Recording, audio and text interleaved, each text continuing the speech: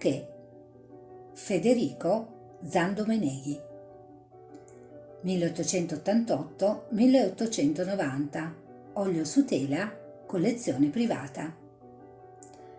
Dal 10 aprile all'11 maggio 1879 Federico Zandomeneghi espone per la prima volta con il gruppo degli impressionisti.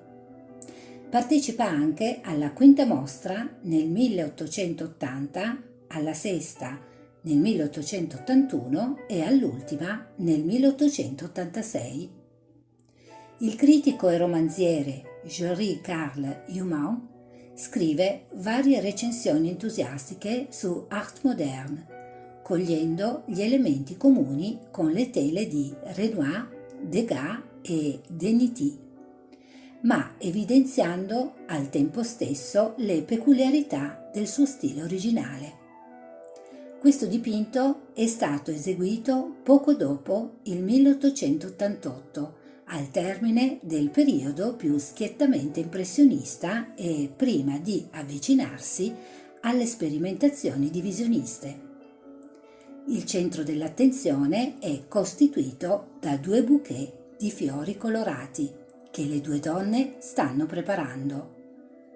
I loro abiti, nelle tinte del rosa e dell'azzurro, sono in contrasto tra di loro e con gli altri elementi della scena, quali il rosso dell'ombrellino, il verde della panchina e della siepe, il marrone del cagnolino.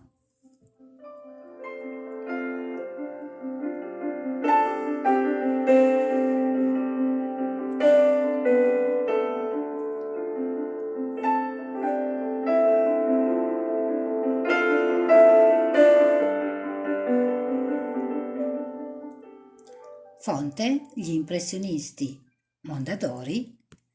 E ringraziandovi per la visione e l'ascolto di questo video, vi invitiamo a visitare il nostro sito www.ilcappellodiirma.it.